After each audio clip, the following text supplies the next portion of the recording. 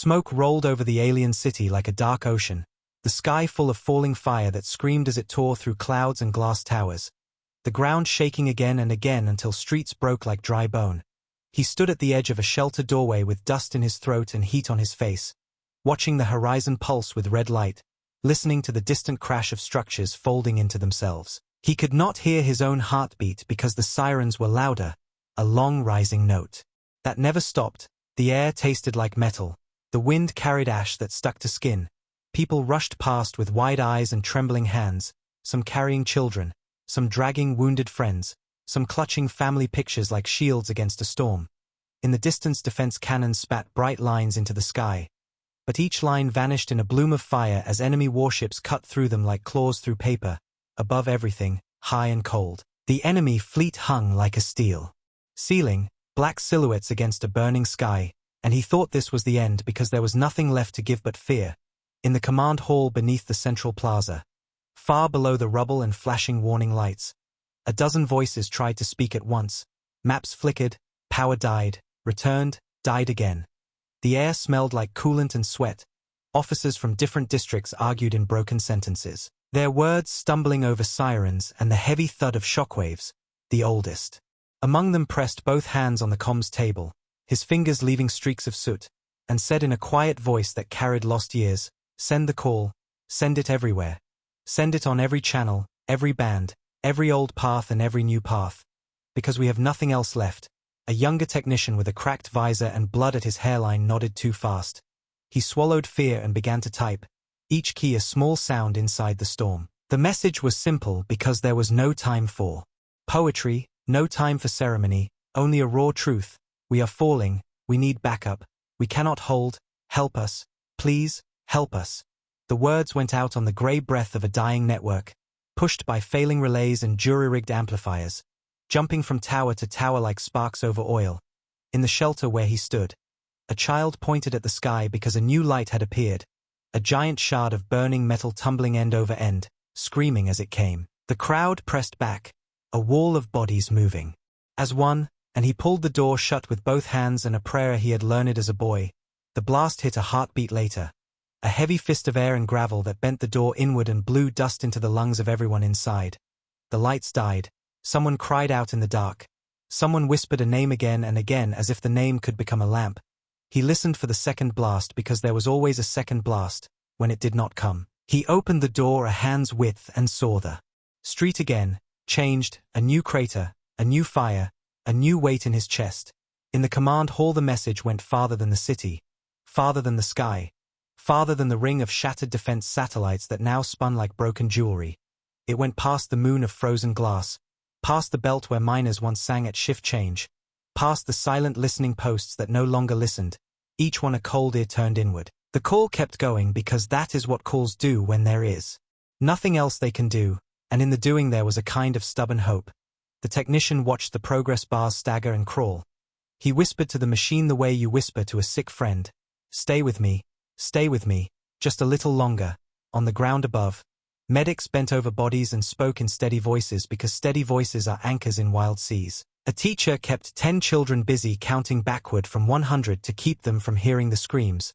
An old couple held hands and shared a single bottle of water without fighting because they had learned over years that love is a ration you split even when you want it all. And in the eastern quarter a group of civilian guards built a wall of overturned carts and broken doors and stood behind it with shaking legs and set jaws. The enemy did not pause. The enemy never paused.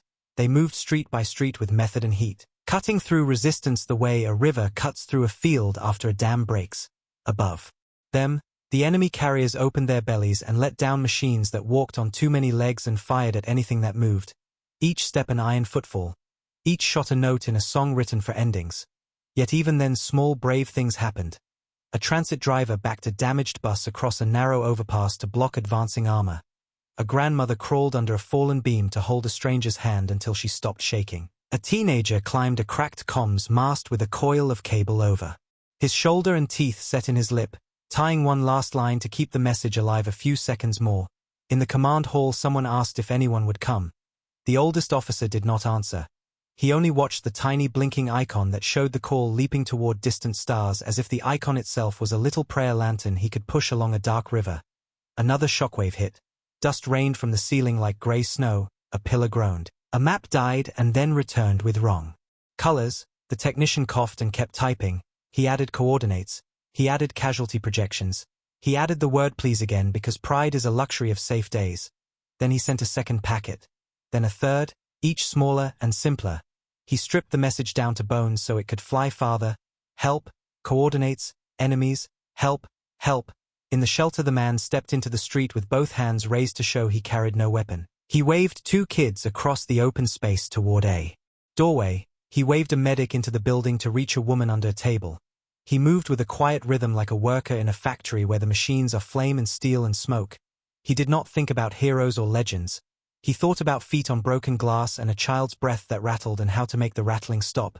Above him a human-shaped drone, captured from some older war and repainted with enemy colors, drifted down to mark targets. Its sensor eye turning, and he threw a shard of mirror at it because it was the only thing in his hand. The shard flashed. The drone hesitated. A defense cannon hidden under a collapsed bridge fired once and took it out of the air. A small victory that felt like a full breath. In the tunnels a generator died and the air grew warmer. The oldest officer finally sat because his legs had begun to tremble.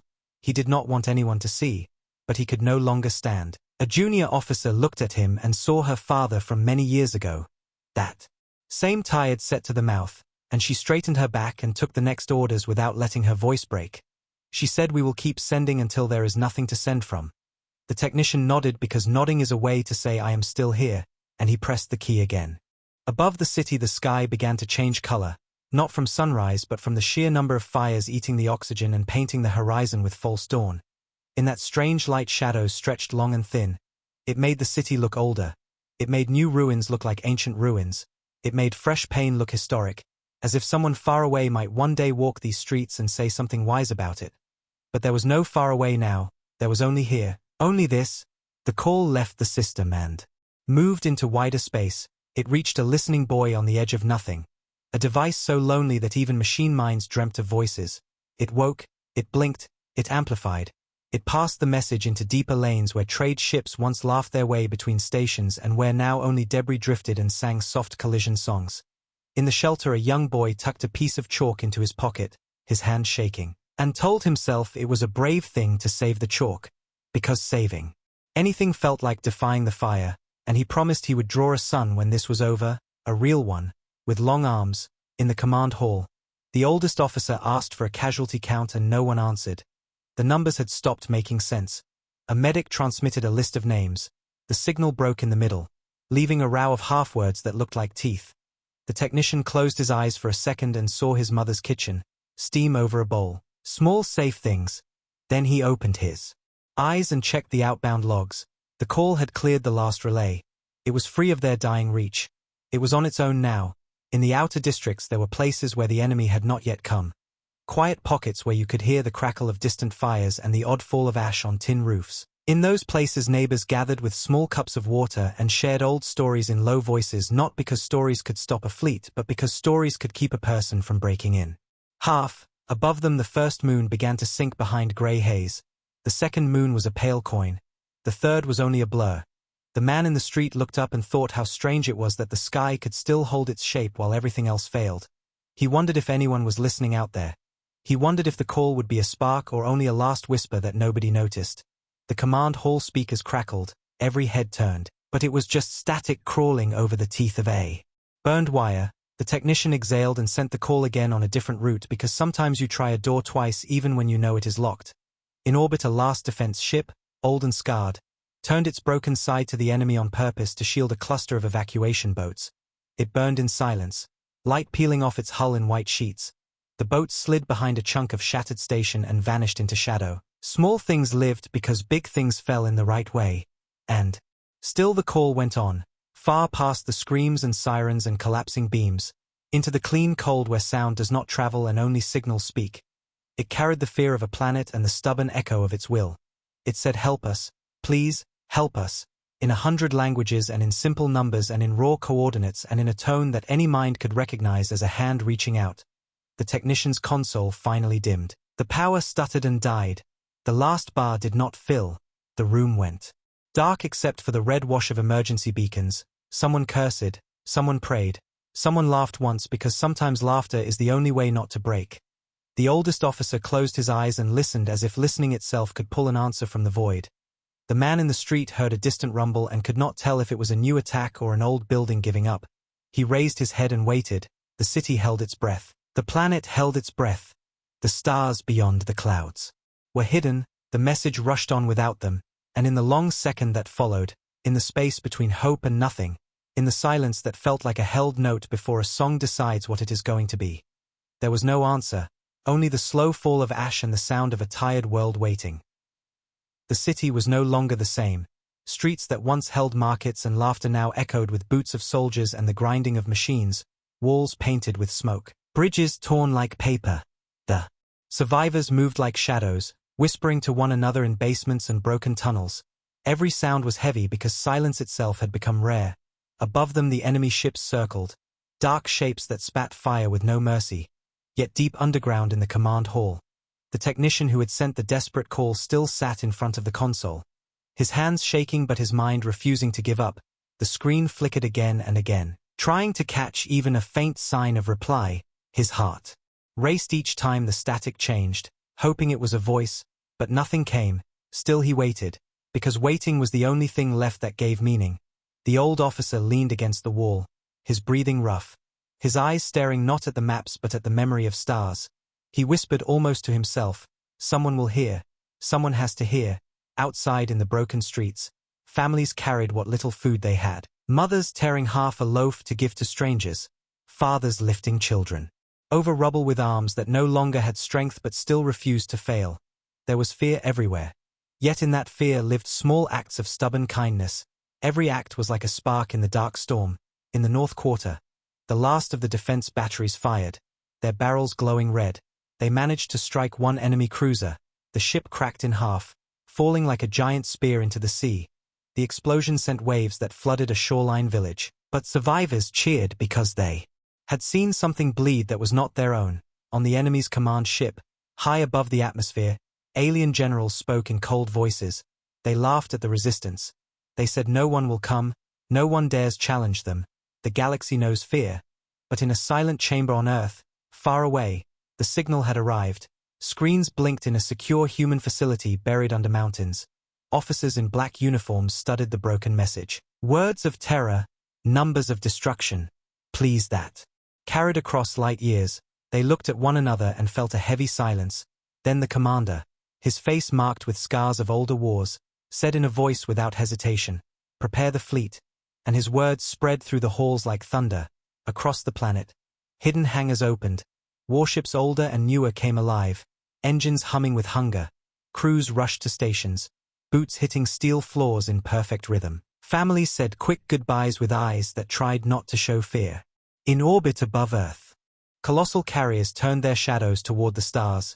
In the alien city still burning, the technician's screen blinked once. A single blip of recognition, too faint to trust, too weak to confirm. Yet his heart leapt. He pressed the keys again, sending coordinates, repeating the cry, while above him the ceiling groaned under new impacts. The old officer placed his hand on the young man's shoulder and said quietly, "Keep calling, even if no one answers. Keep calling." And so the call repeated, leaping back into the black ocean of stars, where humanity was already moving, already waking the storm that would come, and though the aliens in the shelter did not know it yet, their whisper had reached the ears of a species that never came quietly. Engines woke like sleeping giants under the skin of metal. Deep hums that rolled through hangars and up into the bones of every crew member. Technicians ran along catwalks with cables in their hands. Helmets clicked into place, visors lowered. Safety lights turned from amber to white. One by one the warships opened their eyes, their hulls dark and sharp, their names painted in simple letters that spoke of old battles and hard promises. In the command deck of the lead carrier, a woman with steady eyes watched a wall of data and felt the weight of choices. She gave orders in a voice that did not shake. Fuel lines clear, magazines sealed, jump drives spun to full, medical bays stocked and waiting. She did not speak of glory, she spoke of timings, angles, survival. In the hangar below, pilots sat inside attack craft with hands on cold control sticks. They closed their eyes for a single breath and saw small things, a warm kitchen light, a jacket on a chair, a photo taped to a screen. Then the breath ended and only the mission stayed. The fleet's AI networks whispered to each other in tight beams, scanning routes where ambush might wait, counting debris fields, counting enemy probabilities, counting the hours a besieged city could last. Above Earth the night thinned as reactors glowed, heat blooming against the dark. A ring of carriers and escorts and long thin destroyers formed into layers like the petals of a steel flower about to open. On the ground families stood outside base fences and watched the sky. Some lifted hands as if they could touch the ships. Some did not wave because they feared to break if they moved. A small boy whispered, "Bring them home." And the ships heard nothing, but the engines heard everything. Because engines speak the same language as hope. The order came quiet and final, launch, and the clamps released, thrusters flared, carriers rolled to face the star paths, destroyers slid into escort positions, cruisers aligned their spines with invisible lanes. Then space rippled like a sheet of water under wind and the fleet fell forward into the dark. Behind them Earth was a blue coin. Ahead of them the coordinates from a broken message burned like a tiny star on every screen. In the alien city the sky still bled fire. The technician stared at his dead console and held the last printed strip of the outbound log like it was a hand. He told himself someone heard. He told himself that even if no one came the telling mattered. Then the shelter door rattled again and dust fell like grey rain and he shoved the strip into his pocket and moved toward the med bay because there were too many voices calling for help to give all his breath to the silence of a machine.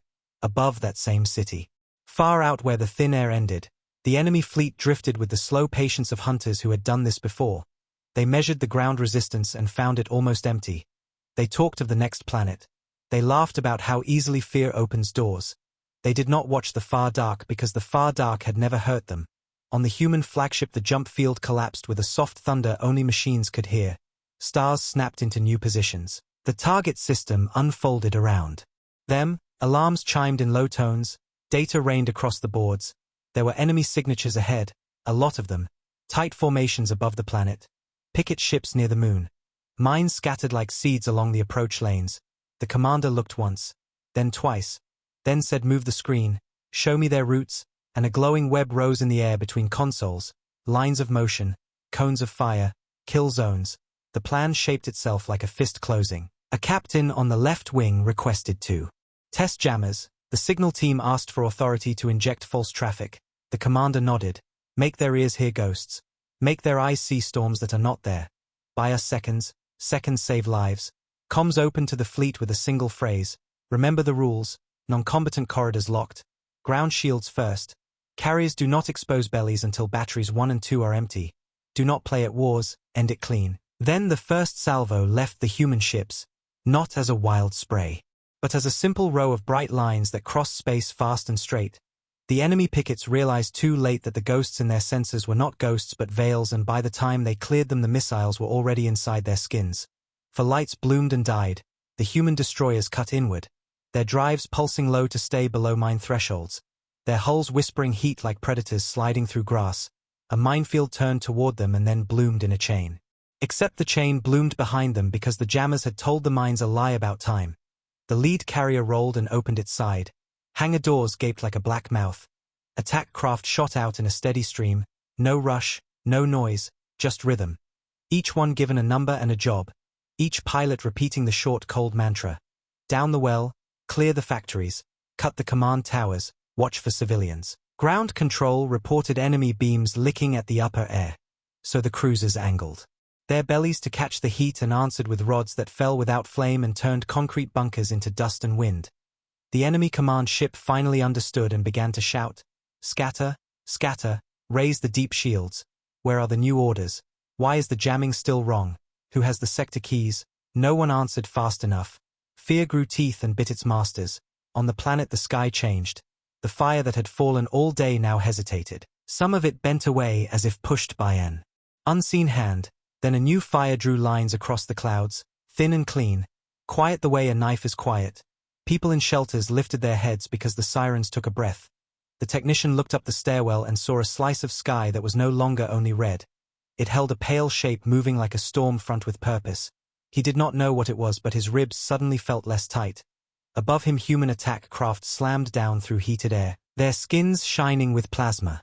They spread in a pattern that looked like a net. Every line connecting to another line, every gap a trap. They talked in short words. They did not yell. A pilot called that a hospital roof needed a shield. 2 drones burned a circle in the air and parked their bodies as a roof until evac crews could move the beds. A gunship tracked a walking machine with too many legs and did not fire until the street was empty. The commander watched 3 screens at once and moved the second wave to plug a hole that only she could see because she had spent a lifetime watching holes appear in other people's plans. The enemy tried to turn and run for high orbit, but the human destroyers were already there, their bows bright, their guns whispering the same calm word, no, orbit filled with broken metal and trying voices, some begging, some cursing, some bargaining. The human comms officer filtered the noise down to numbers, who still fought, who surrendered, who simply froze. Offers to cease fire reached the flagship. The commander did not smile. She said in a flat tone, ground batteries off, ships powered down, transmit crew counts, any shot after this timestamp earns silence, and the time appeared on every board and every helmet. It was not a threat shouted in heat. It was a door held open for a short time, a door that would close.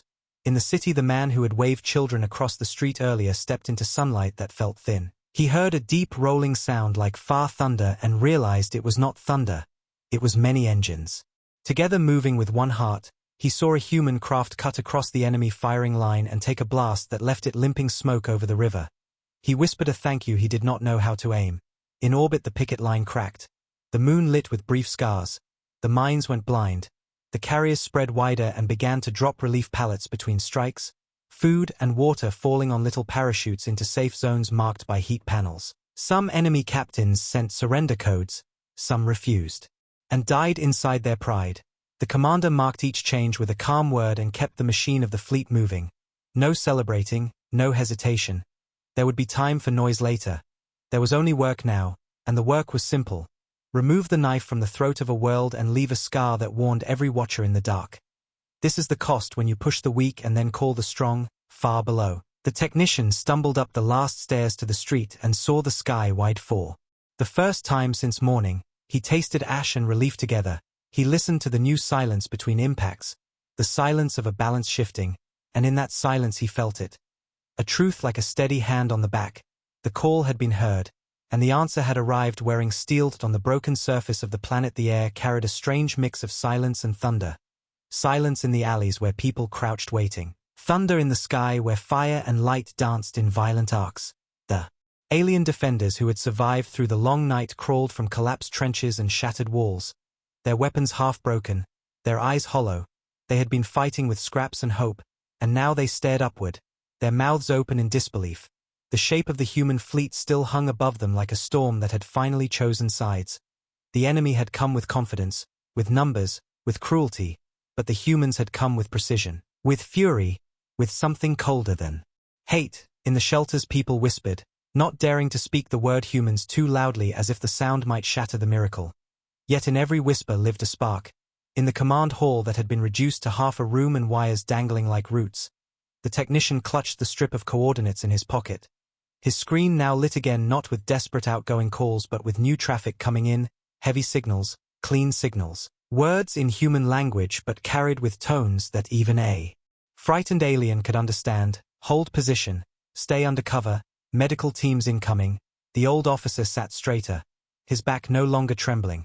He closed his eyes and for a moment allowed himself to breathe as if the air belonged to him again.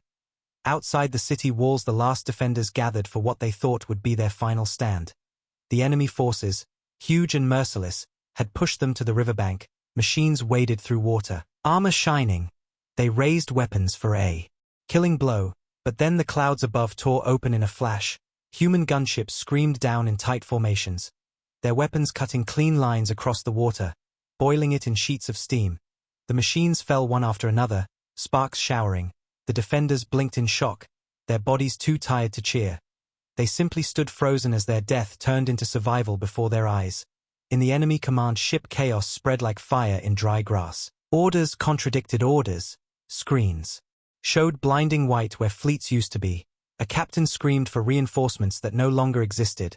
An admiral shouted that these humans were not saviors but executioners. His voice cracked as his ship's hull split under precise fire. Ground soldiers, once fearless, began to break, their eyes darting to the sky as human craft moved like blades above them. Some dropped their weapons and ran, others fought harder out of blind panic. But panic is a weak shield.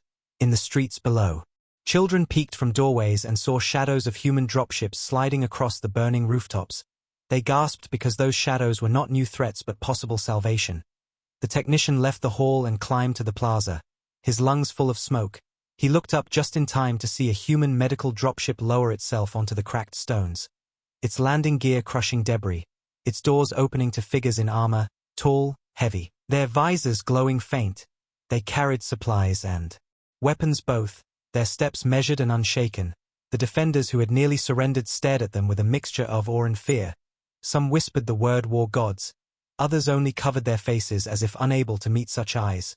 The humans moved without hesitation, setting up shields around the plaza, dragging wounded aliens into the light, giving water, giving medicine, even as their ships overhead burned enemy cruisers into falling comets. One alien soldier dropped to his knees in front of a human trooper, his weapon at the ground, his voice breaking with gratitude. But the human only lifted him back to his feet and said in a steady tone, "Fight if you can, survive if you can't." Because war was not finished, the enemy was not yet gone. They regrouped near the mountains, rallying heavy forces, sending desperate signals to distant allies. But the humans had already drawn their line, and that line was a promise carved into fire. The technician felt the ground tremble again. But this time the tremor was different. Not fear, not destruction. It was the arrival of something unstoppable. He realized with a cold shiver that the war had turned. The galaxy would soon understand what backup meant when humanity answered, not with aid alone but with total war. The sky over the alien world was no longer theirs. It belonged to the humans now. Heavy carriers moved like dark continents above the clouds, their shadows stretching across burning valleys and shattered rivers. The enemy who had come with fire and arrogance now looked up and saw something worse than defeat. They saw inevitability.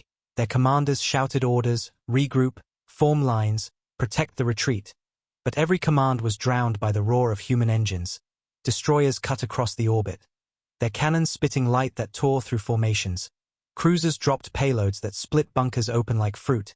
In the city below, survivors raised their eyes in awe and fear, watching as human attack craft rained death on the enemy but spared the streets where civilians hid, precision like a scalpel, merciless yet controlled.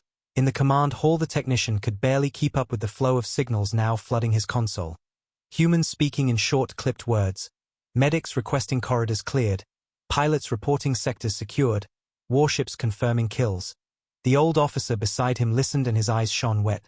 He whispered, "They heard us, they truly heard us." And the words carried into the bones of every alien soldier still standing. In the East Quarter, where the enemy had dug in with machines and artillery, the ground shook as human dropships landed in perfect sequence. Armored troops spilled out, their visors glowing like cold fire. They advanced without pause, weapons barking with steady rhythm. Alien civilians peeked from cellars and saw them move like walls of iron, not fast, not reckless, but with a certainty that broke the heart of the invaders. One enemy commander screamed for reinforcements, screamed that humanity was just flesh, but his words turned to silence when a railgun shot from orbit cut his command post in half. The defenders who had thought themselves abandoned now found their courage return. They stood beside the humans, picking up weapons, dragging wounded to safety, fighting back street by street.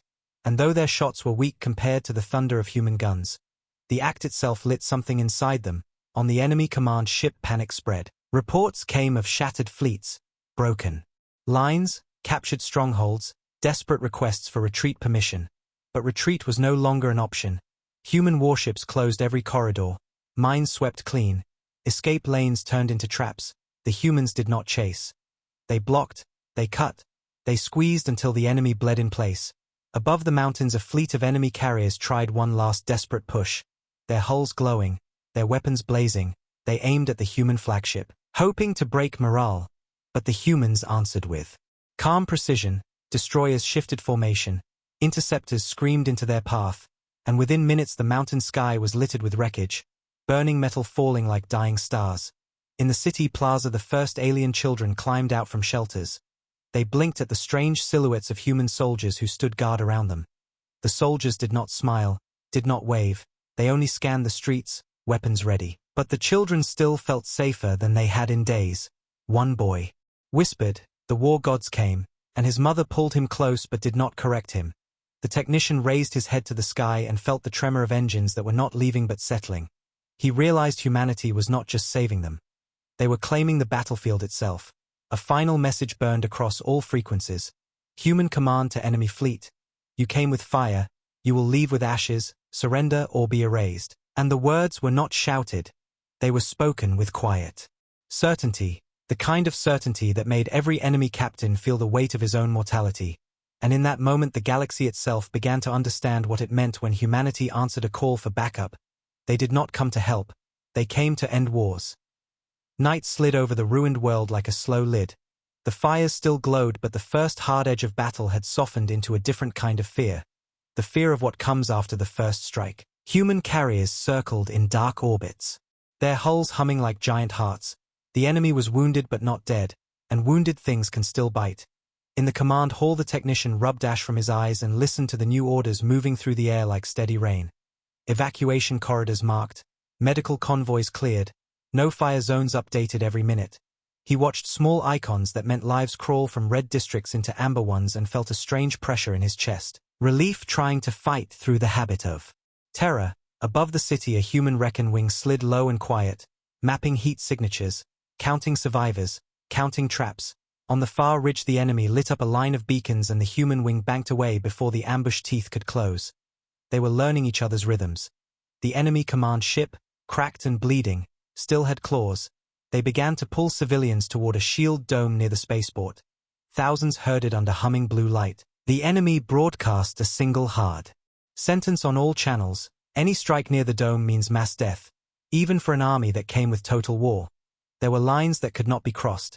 On the flagship the human commander stood still for a long second, watching the dome turn, calculating wind, terrain, panic, and the stretching patience of her own guns. Then she spoke without heat: ground teams, prepare knife work, ships hold heavy fire. We cut them out without breaking the bowl. In the streets below, human squads moved. Like patient rivers, 2 steps, stop, listen, 2 steps, stop, check the corners and the rooftops and the holes in the floor where a child might hide or a charge might wait. The alien defenders followed close. Their fear softened by proximity to that quiet confidence. A young alien guard with a bandaged arm watched a human engineer unpack a foldable shield and a spider of thin cables. He asked with a dry voice how long to crack a dome made for siege. The engineer shrugged like it was a roof to fix, not a war. Depends how stupid the dome's brain is. Depends how smart we feel today. In the mountains the enemy rallied their last heavy walkers and pushed toward the hydro stations that fed the city. Their plan was simple: break the water, break the city. Make the humans choose between chasing them and guarding the helpless. But the humans had already placed thin silver birds along the ridge. Glide drones that slept until the walkers' waste heat brushed them. The drones woke, fell like stones, and turned the first rank of giants into black skeletons before the second rank knew their numbers had been counted. In the space between strikes, rescue grew teeth of its own.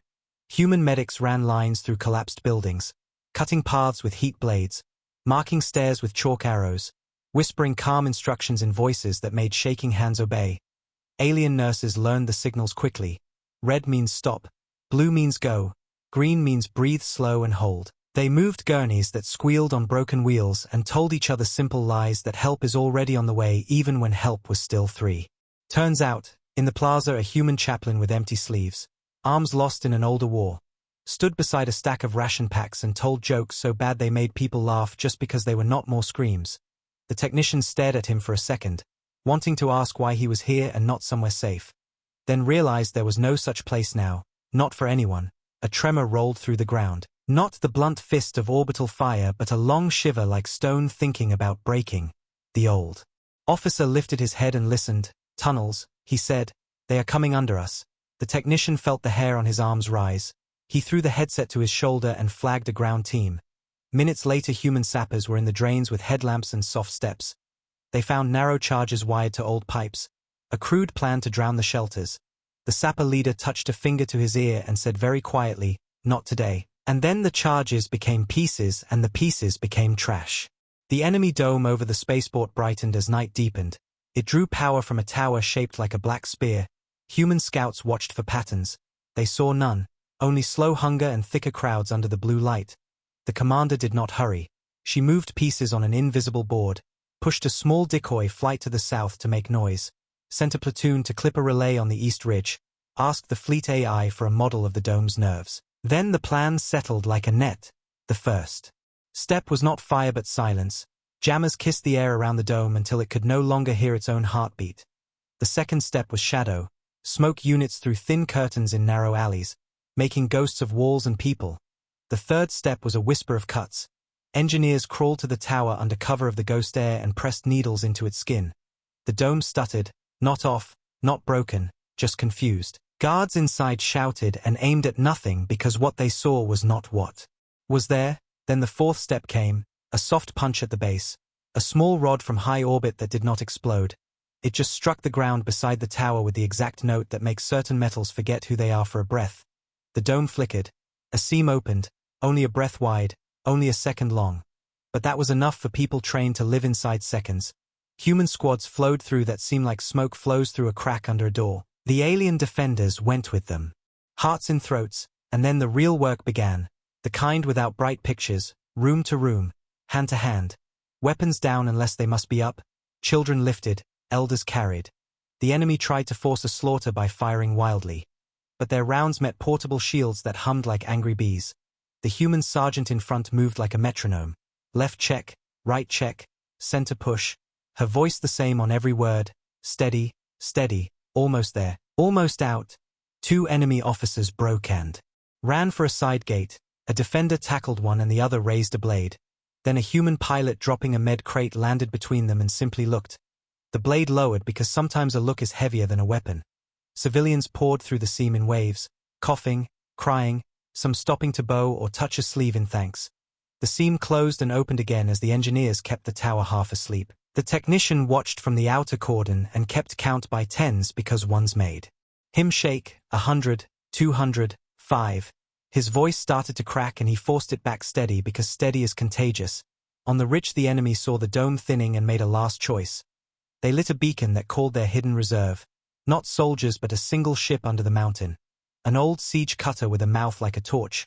It rose in a roar of dust and stone and pointed itself at the city center. Its pilot believing that if he burned one square clean the humans would step back, but the flagship had seen the heat bloom before the cutter was born. A rail round whispered down. Not at the ship but at the air in front of it. A pressure wall that kissed the cutter's face hard enough to break its teeth. It tumbled and tore a carving across the hillside and ended as a black smear surrounded by glowing pebbles. Down in the dome the last group stumbled out, a row of children blinking, hands linked like a chain. A human medic with tired eyes counted them twice and then once more because numbers matter when stories end. The commander gave a tiny nod and the engineers pulled the needles. The tower remembered itself. The dome flashed full, then shattered into harmless rain of light. No explosion, no scream, just off. The enemy under it looked up at a sky that did not protect them and dropped their weapons like they were too heavy to hold. In the city the old officer leaned against a cracked pillar and finally let his knees bend. His mouth shaped a word from his childhood, not a military word, a home word. He did not say it aloud because it might break him. The technician sat on the steps and watched a human soldier pour water into a small cup for a girl whose hands shook too much to hold the bottle. Engines hummed above them. Not for attack now but for patrol, for warning, for promise. The enemy still had claws in pockets of the hills. The war was not over, but the center had turned. The line had moved and would not move back. A transmission rolled across every band in simple language. Evacuation Phase 2, Power Restore Phase 1, Curfew to protect the weak, Violators marked, aid stations at the red banners, and at the end a single sentence from the human commander. It was not a threat, not a boast. It was a boundary. We will finish what we started and then we will leave you standing. Take back your streets, take back your names, and in the quiet after that line, under a sky that no longer felt like a lid, the world breathed in, and for the first time since the first siren, breathed out without tasting only smoke. The night stretched on, broken by the glow of wreckage that floated in orbit like dead stars. The enemy was scattered but not erased. Their broken ships still tried to send signals. Their stranded soldiers dug into hills and factories. The humans pressed forward with the patience of a tide, steady and unstoppable. In the command hall the technician leaned over his console. Exhaustion pulling at his body, but he refused to sleep, because every moment carried new voices, evac reports, field medics, fleet updates. each one a thread in the web of survival. The old officer beside him sat with his eyes half closed, not asleep, only conserving what little remained, whispering now and then, "Mark the west quarter. They still have guns there. Mark the water lines. Protect them." The humans answered every request. Their responses short, sharp, efficient, the kind of words that sounded like the bones of action. Above the ruined city, the flagship's silhouette cut across the sky, its belly glowing faint, its weapons sleeping for now. Inside its command deck, the human leader studied the enemy's last clusters, her fingers tracing paths in the air. She saw how the broken pieces still connected, how panic could still sharpen into a final desperate strike. She spoke without anger. "Tighten the cordons. Close their hands before they realize they are empty. Destroyers. Cut their escape lines. No survivors to regroup. Ground teams. Move block by block until the city breathes without fear." Below, human squads advanced through rubble-strewn streets, their armor covered in soot, visors reflecting firelight. They moved as though each step carried the weight of 10. Behind them, alien defenders followed, their courage no longer drowned by despair.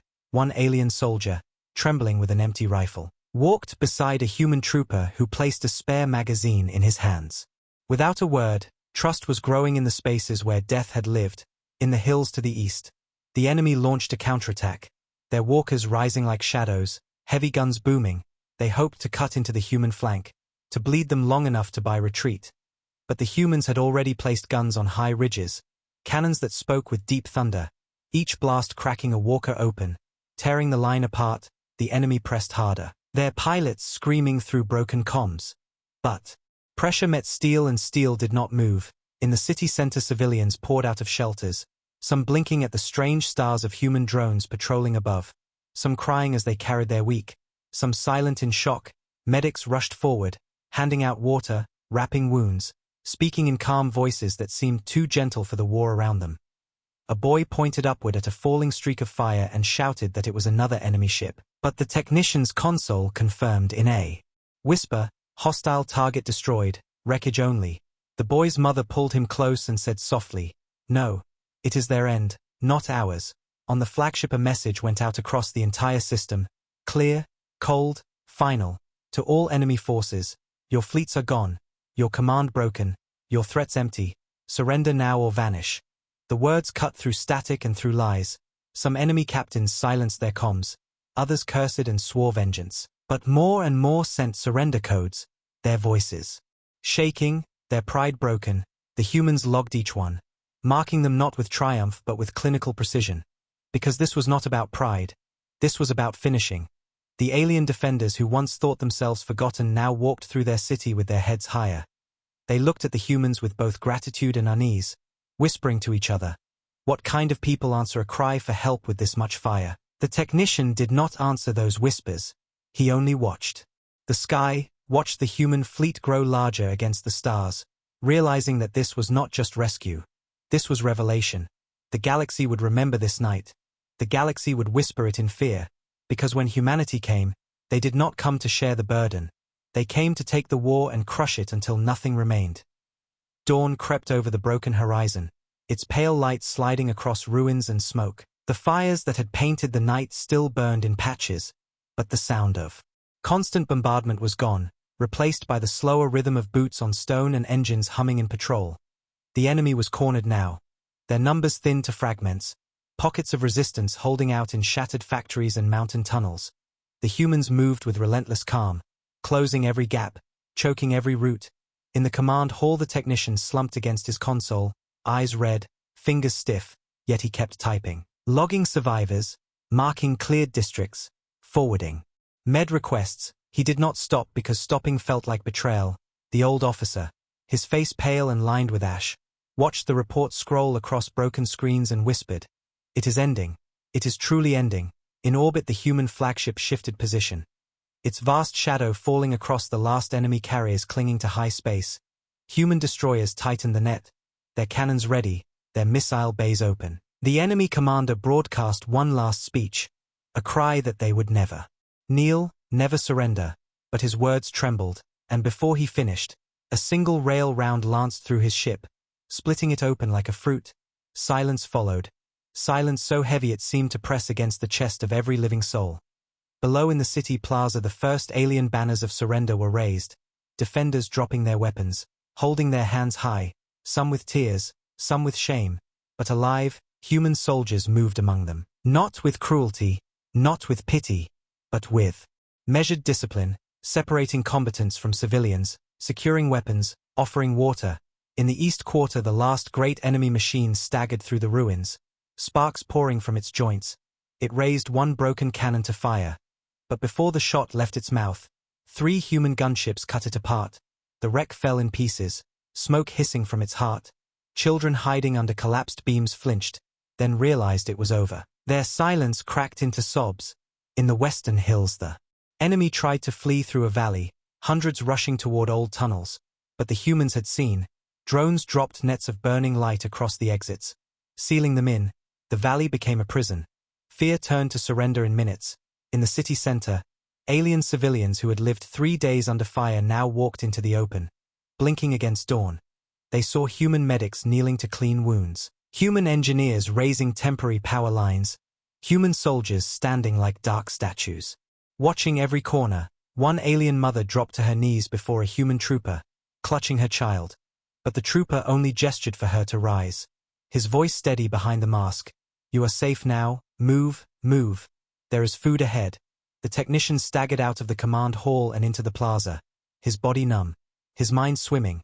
He looked up and saw the human fleet blotting out the morning stars, immense and cold. And in that sight he felt both gratitude and fear.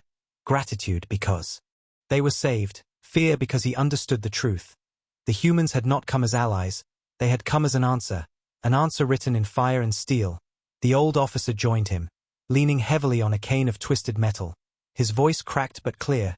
"Tell the people it is finished. Tell them the war is over." The technician nodded. Though deep inside he knew this war would live in memory long after the smoke cleared, high above. The human commander sent a final system-wide transmission. Her words calm, sharp, final. "This world is secured, enemy fleets destroyed, survivors protected. Let it be known across the stars. When humanity is called for backup, we do not come to share the fight. We come to end it." And the words traveled farther than the ruins, carried into space, carried into every ear that listened, a warning, a promise, a truth carved in the silence after total war.